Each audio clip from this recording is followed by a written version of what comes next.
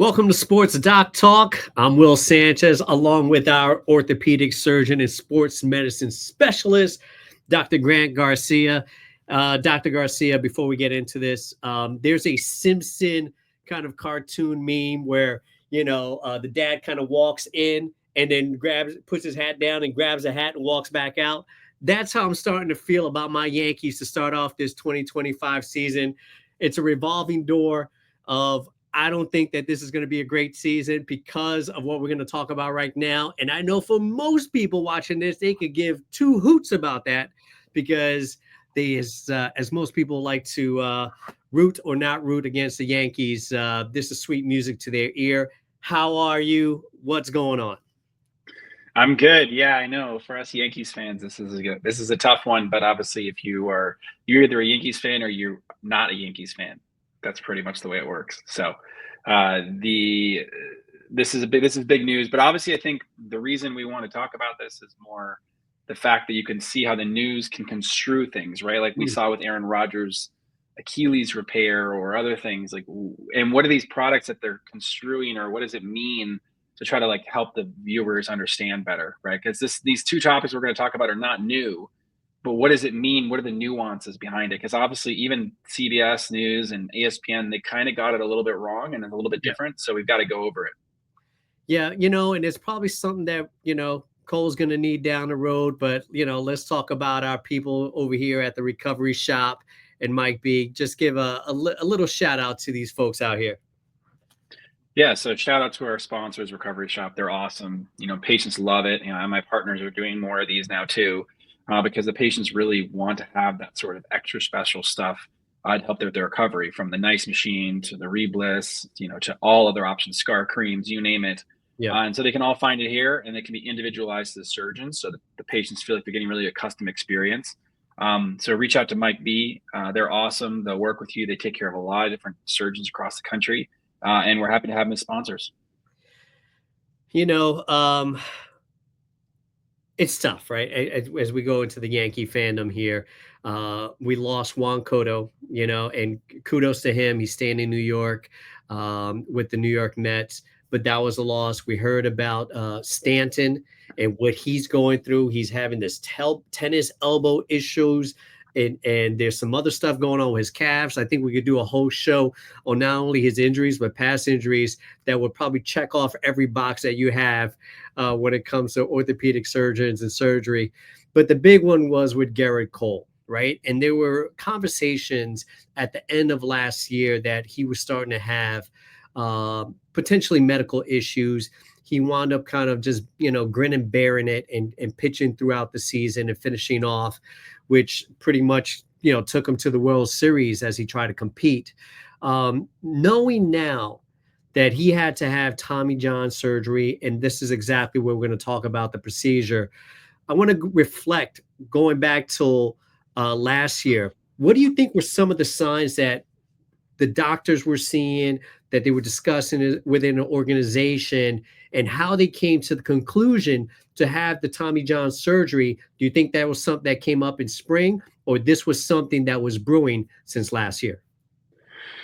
Well, what's interesting is if you look at, like, if you take care of baseball players, the high school level, college level, they tend to come in and they need it, right? It's like there is some things on the fence, and we have a lot of discussions with our players. But generally, they come in, especially with the reconstruction, they come in, they've blown out the elbow, and they can't play again, right? It's a little different with some of these pros. I mean, you've seen a number of them where they kind of like limp along. They're still playing at a pretty high level. And then all of a sudden they like shut them down, and then they get the surgery, right? And you're like, what happened? Like they didn't throw and just blow out the elbow. So I think from the pro level, these guys are so good. And also I think there's a level of like, if he's dropping like 2 miles an hour, or he loses some sort of pitch velocity, pitch change, like it may not be enough that he's just going to not be an ace, right? And so they may have to just pull the trigger.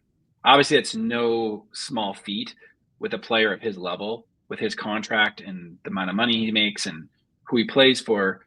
But there is a situation where it's like, if they just can't be optimized, do we just go do surgery?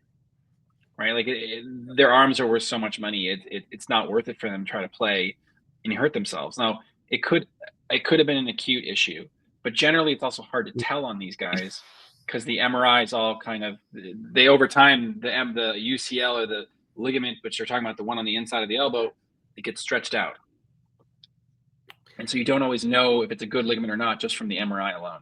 So there's lots of other things that go into factors, and all of it's also player, agent, surgeon, team's decision. So this is not just one person deciding on this. Yeah, yeah. And we've talked about that before, and that was a perfect way to explain that. There's so many people involved, including the player, whether, like you said, the agents, general managers, and what's good for the franchise, especially long term, as he still has a hefty number on his contract, and they're just not looking at 2025, but the rest of his career. He just completed his 12th season last year. He was about to start the 13th season. And we've seen these injuries occur. Any concern with his age, the miles on the elbow as far as recovery? And I know I'm jumping ahead, right? I'm kind of putting the carriage before the horse because I'm already talking a little bit about post, but I'm just curious, what are your initial thoughts on when it comes to someone that has had this longevity, has been a power pitcher, and has performed at the highest level? I mean, you're always worried, right? I mean, any big surgery on the elbow, the return to sport is good, but it's not amazing. Now, this is one of the surgeries where people actually get back and they do play at a high level. And Yeah. they've shown that even the first few years are really important. Maybe 4 to 5 years on the road, they drop off. But at the same point, I think he's 34. And so, or something like that. And so as a result, by the time he's at that point, he would expect to have declined anyways. Maybe. Obviously, he's not a Verlander or whatever, and maybe he will be. But that's something to be aware of, right? So it's like they do get back, and they get back to a pretty high level, but not 100%. But it's just something that you need to be on the radar for people that this is a good surgery, but again, it's always surgery. There's a chance he's going to get back to his normal level, and they kind of limp along. Now, again, these guys are so high level that they can limp along and still be considered good. They're just not the best. All right, let's talk about what this surgery is. We've heard Tommy John surgery, and it's really this UCL surgery, right? And then I got excited because anytime that we could talk about internal brace, because if I'm going to sneak into an operating room, this is exactly what I want to perform. I've watched too many videos and gotten my overall information on internal brace. So I was like, Dr. Garcia, we got Tommy John and we got internal brace. Talk about what this procedure is Yeah. and what's going on with that. Well, let's back up in a second. So when we got the text, you texted me about this injury, and we're like, let's do this podcast. The CBS article was incorrect. So this is why this is most interesting to talk about. So the article cites internal brace, now going to recover faster. Good news. Yes. Right. So the first thing I'm thinking is, wow, this is a high level pitcher that had a UCL repair with internal brace, which means we talked about this before, and you can show the picture of it. So we'll go through it very briefly.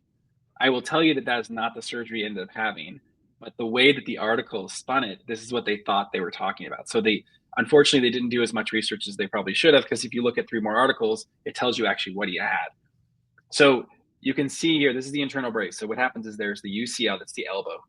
And that's the ligament that's the multi-million-dollar ligament right there. That's the Tommy John baseball ligament.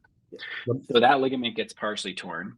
And then over time, we can fix it now. We have this internal brace, these sutures that are collagen impregnated. And the idea is that they grow into the ligament and add stability. And it used to be that you could never do this. And now we've got this type of technique, which internal brace is now all over the body, that basically we found that people will go back to throwing faster, like significantly faster, like 6-7 months versus 12 to 18.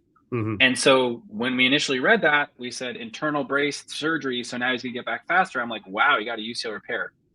The problem is that the internal brace can also be added in a reconstruction. And so that's really what he had done, because Neil Elitrosh did, and we know he's the man of all men, the surgeon of all surgeons. Yeah. So he added some extra flavor to it. So he ended up getting a reconstruction, but the thought was he added the internal brace, so maybe he'll get back faster. Now, there's not a lot of data to show that an internal brace with the reconstruction is going to get you back faster. So that is something that people should be aware of. This is probably what he had done. This is the docking technique. It was designed by somebody, HSS, and he might have done even a small hybrid, because we're all working on ways to make this better, right? but this is taking a ligament from his wrist or probably his hamstring, one or the other. Yeah. And that's the reconstruction that we all know. That's the most commonly done one for pitchers. That repair is becoming more popular in pitchers and in fielders and MLB, and now all over the place. You've seen it multiple times in football. We talked about Brock Purdy, Yep. Ben Roethlisberger had that. There's been a number of other quarterbacks. So there's a gamut of players that have had it in college and high school. But this reconstruction is really what he had done. But what they did is they added the internal brace in the middle. It's interesting because you can't find a photo of this online. Like, I have a picture from my own surgeries, but you can't find a photo of it online because the techniques have not been refined yet. So these are sort of still doing new ways to do this. The reason it's hard to do the internal brace with this surgery, if you go back to it real quick, I want to show the listeners. So normally the internal brace is fixed by 2 points, right, with those anchors. So go previously one more time. I want to show them, explain them again. So you see how that internal brace has 2 little holes? Those are anchors. Mm-hmm. Now go back one more. I want to show that again. I know we're jumping around, but look at this. There's a bone tunnel there. So you have to pull the brace through the tunnel. It's different than when you do it, and there's no anchor on the other side. It's just another tunnel where you tie it. Now, ElAttrache, I know this because I work with a company, Arthrex, just like he does. We're working on ways to make this better. So there's certain techniques. Like, I've come up with a technique to try to do this with an internal brace and anchors built in. So that's a pretty cool idea. And they're doing the same sort of thing. So there is new stuff where they're going to have a brace more easily added. But right now, this is the way you do it.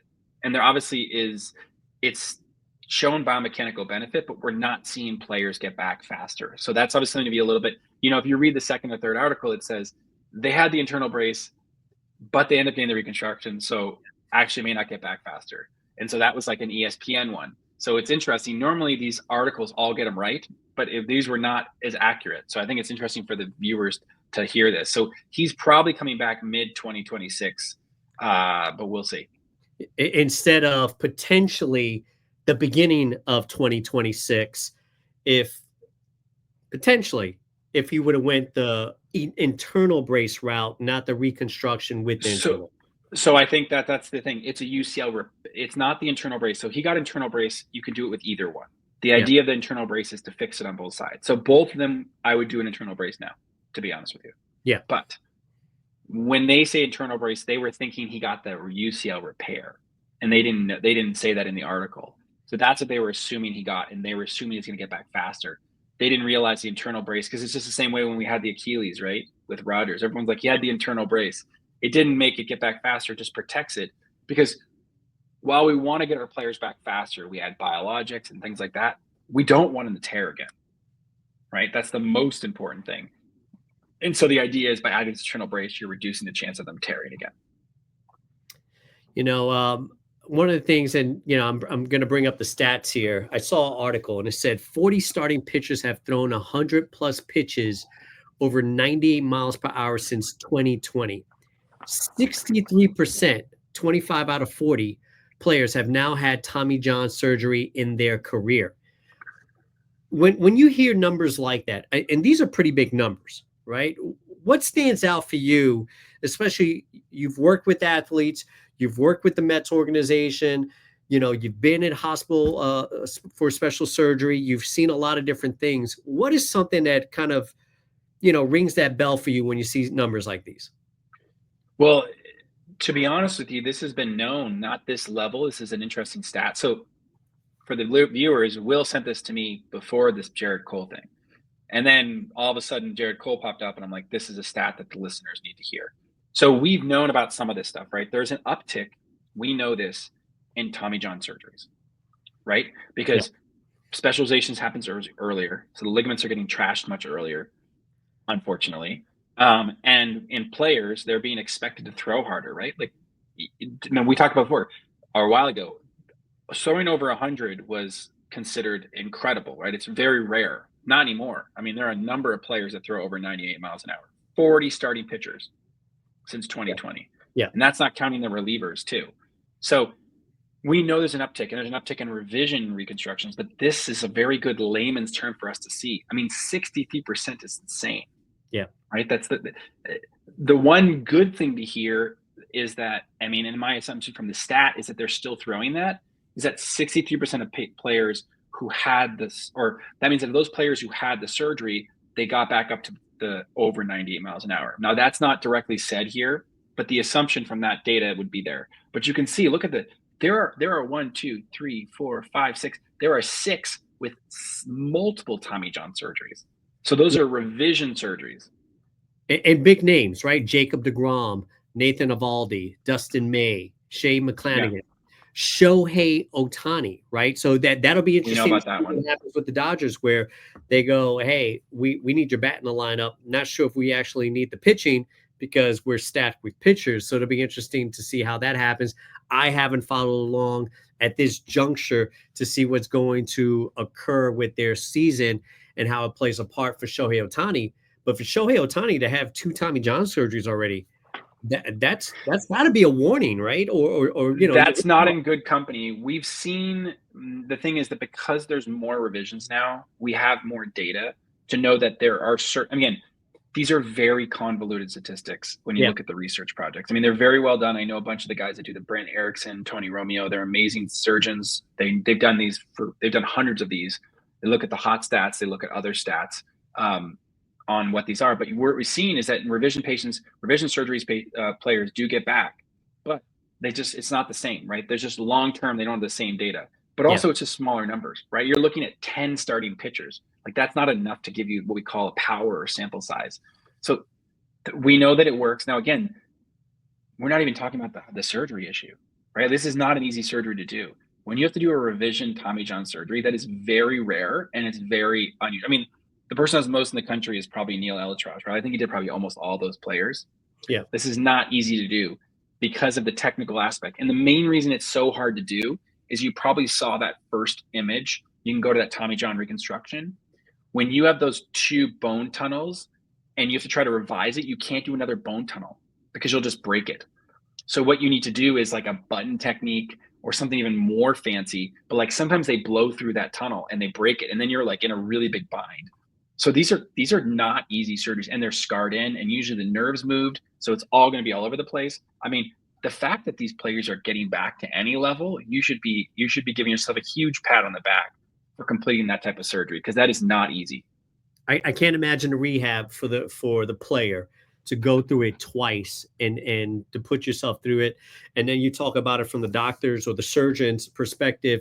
We talked about this for those that are listening that didn't check us out when we talked about Nick Chubb's injury and when he sustained it, saying whoever's going back in there to fix that knee again it really has to start from scratch, kind of go through the mess of what's happened in the knee and then reassemble it. And that's kind of something that you're alluding to right now when you have to have a surgeon go back in to kind of fix whatever's happening in that elbow. Well, and I would say it's even harder because when you go back into a joint like fluid in a knee, like the ACLs or PCL, whatever else Nick Chubb tore, the scar tissue is not nearly as bad as when it's on the actual part of the body. Like when you open up a part of the body, the scar tissue is much harder, and there's nerves in the way. With some of Nick Chubb stuff, it was a very good surgery. James Vooz, I know him; he's a solid surgeon for the Cleveland Browns. But that was a hard surgery. But going back into like an open surgery again, it just makes it way harder. It's a whole nother level. And Yeah. especially with the nerve being encased in scar, you're trying to figure out where it is and not damage it.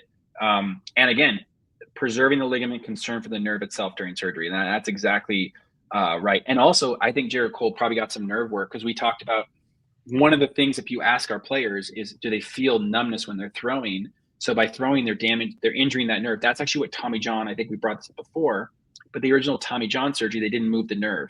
And so as a result, he actually ended up getting a claw hand after the Oh, UCL reconstruction. And that's because he lost his ability to use his ulnar nerve, which is a nerve right next to where we do the Tommy John surgeries. So they're going to probably do something about Cole's nerve, because he was having nerve issues, they said in some of the articles previously.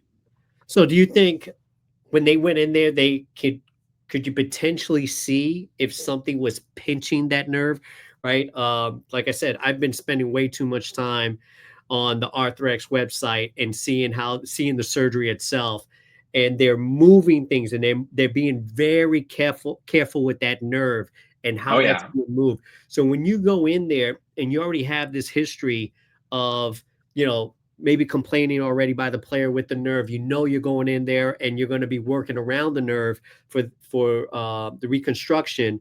What is something that perhaps you're looking for before you even get into that elbow, saying, I'm going to look for this because he's been complaining Well, about that? well, you're going to look for the nerve to be encased. So that's the normal one. The one you want to make sure you're aware is if the nerve is popping out. So I've had a player that did Tommy John on, and if you don't realize the nerve's popping out when you go down to do your dissection, you can actually injure it. I didn't injure it. I knew it was there, but you could miss it because the nerve moved, right? You're so used to being in a certain spot, right? Like this is not a real elbow because it's chat GPT, but if it's supposed to be in a normal spot all 500 times and it's in a different spot, as a surgeon, like you only know so much, right? You want to make sure you watch out for those things because you don't want to. It's like going down a road and all of a sudden the road has a huge drop off that it never had before, right? All of a sudden your car's in the dump. Is that So the first thing you're looking for when you cut up, whether it's the knee or the elbow or anything like that, that you're going in there saying, I have to. I guess I'm curious about the steps, right? that's the worst case scenario. Other than Is like looking for that that nerve. is well, that's like you don't want to damage it. And again, it's pretty unusual. I examine it beforehand in the office, so I'm looking out for it because that is the one that you can nail if you do an elbow scope, which some of these guys get elbow scopes. Like when I used to work with All Check and we did all these professional athletes, Yeah. we would scope the elbow first and then do it. So if you don't notice that nerve is popping in and out, which is like less than 5% of the population, I'll tell you I have it. So I can know that when the nerve pops out, sometimes you can feel it. And so as a result, if you can injure somebody if you don't know it's there ahead of time. Okay. I had another question regarding, you go in there, you're placing the anchors, right? You're setting up that brace. What do you determine? What's the determining factor for you as far as the amount of anchors you're putting in place? What stands out for you? You're going, okay, this needs another anchor. Yeah, I mean, you want to do smallest is better, right? Because it's you every time in my head, you're always like, am I going to be back in here again? Right. So you just Mm, don't want to keep using bigger is better because you have bigger holes. And then the next time you do it, you need a bigger hole. And right. And these are elbows, despite Gerrit Cole, being a big guy, right? The elbow is only so big and you run out of room really quickly. So smaller anchors is better, usually just two. And that's the idea is these internal braces too. You use two anchors, one on each side, and yeah, that locks that thing in and fixates it. yeah. And then what is it? You use like that zero size anchor. Am I deep diving here? Am I losing it? I mean, you're doing a great job, but usually the anchors have zero would mean that it's not. The measurements are usually based off of like they're 3.5, so they're 3.5 millimeters. They have 4.75 millimeters, 5.5 millimeters. Obviously, this is the Arthrex ones, but they're based off their certain millimeter sizes. And so as a result, you go with usually 3.5s. They come with smaller too, but those are not used for the elbow. Got you. And then you started off the show talking about collagen, right? And utilizing the collagen. So just describing what that means when that fiber tape is dipped in that collagen Yeah. and to repair the native ligament. Why do you need that? Well, so the idea behind this is the same thing with all the internal braces. It's the collagen dipped in the theory is supposed to help with healing, right? You've heard of people healing, they take the bone broth or they Yep. take collagen powder, Yep. right? I took collagen powder after one of my surgeries to help with healing. There's data to show that, right? It does help your fingernails too. But nonetheless, the idea is that it's supposed to help with the healing process because this collagen, we have collagen, the meniscus and cartilage, they're collagen. There's different types of collagen in your body. So having the dip basically makes it more, how will I say, more like your body. So the more like your body, the better it heals, the less it scars. You don't want to the last thing you want to do is having a reaction, right? Your body doesn't like that. It says this is a bad thing and tries to get rid of it. So by having this collagen, it's like, oh wow, look, a part of my body's here. I'm gonna come attach to me. I got you. I got that. Makes a whole lot of sense. Describing it that way, to making sure that your body doesn't reject this foreign object, right? So you're dipping it Correct. in collagen and saying, "Hey, he's one of us." You Well, it know, also just gives a little bit of boost, right? The key is a boost. We talked about this as biologics are. We talked about those ACL biology boosts. The key here is can we boost healing? And so this has been a mainstay for them for a number of years. This collagen dip fibers tape. all right. I've got two more for you. we've talked about this in the past, right? And where that ligament is too tight, and you've mentioned before that you've done some repair and realized that, hey, it's just a little too tight, a little too stiff. You kind of go back and loosen it. So, what is the determining factor? Is it moving it to a certain degree, whatever that is, the knee or the elbow, moving it to a certain degree and seeing how that tightness is? What do you do, Dr. Garcia? What does Dr. Garcia do? Well, What's his go-to?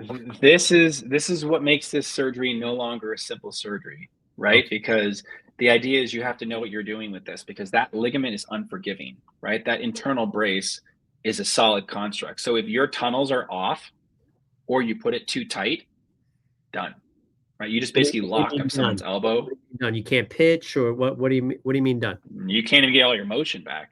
You'll Oh, lock them up, like literally like a vice grip, right? And again, it's not. I've never seen someone with it, so thankfully. But again, I'm only seeing my own or occasional second opinions. That's generally not the complaint with that, because people are so concerned about it. But there's so many different tricks to reduce that. But obviously, the number one thing is getting all your stuff right. It's the same thing in the knee too. Internal braces. You can internally brace someone too tight in the ACL. Like there's so many different ways you can mess this up. Thankfully, it's not commonly done, because we all know there's certain steps we have to do, and we double check ourselves. Like that's my number one thing I'm thinking about before I finish the case. And so the way I do it is I do a throwing position when I set it, which is their position where I want it to be the tightest. But I make sure that I can at least get beyond 90 degrees and it's not too tight. And then actually, when you're in full extension, the brace should get loose. And so there's certain ways that I've tested it, but mm, and then I'll check it throughout that. And then the thing is also knowing that it's going to be a tiny bit loose until you connect it to the UCL, because you may have watched the video, but that brace has a tiny bit of bounce to it, and if you don't have bounce to it, it's too tight. And you have to then as you repair it back to the UCL, it actually gets tighter. It kind of sucks down. And that's how that's a sweet spot. But is that's there any why we concern? go to residency and why we go to fellowship. So we can learn how to do that. So we don't do it for the first time on a patient Yeah, that's not without cool. someone monitoring us. Yeah, we don't want that. We want you to get all your practice somewhere else. Is there any concern when you have a major league pitcher that maybe do you leave it a little looser for the elasticity? Like, is there, or it's just like, nope, this No, is the way we do it every single time. I will tell you that's like operating on somebody you know. You operate on somebody you know, operating on a high level athlete, it's the same level of pressure, in my opinion. Gotcha. Okay. My strongest recommendation to anybody operating on them, and again, I am myself, there are these surgeons have done hundreds of these. You do exactly the same thing you do for everybody else.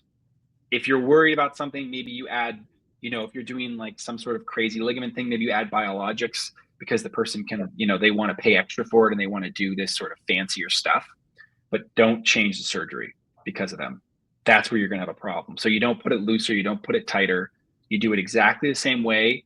If you need to give yourself a double check because there's a level of stress involved with this, you do that. But I'm sure Neil Eltrash was cool as a cucumber doing this surgery. So Well, I don't really think that there was a stress level for a guy like that. all right. As we wrap it up, I want to know. You're already telling me I'm missing half of next season already with Gerrit Cole, so I'm not sure if I want to continue that conversation. But what is the post op like? The first 2 weeks, right away, right? We've talked about, especially the way things have moved forward, getting, whether it's movement or some kind of exercise. Gerrit Coles gets out of surgery 3 days later. What are you having him do at post-op? The first 2 weeks. So I mean, probably because of that internal brace, that's where the internal brace comes in, right? The internal brace is there, so you're probably going to start him, maybe just chill him out for like a week or so, and then you start moving the elbow, right? Because you feel the issue is you don't want to stretch out the ligament reconstruction or the repair.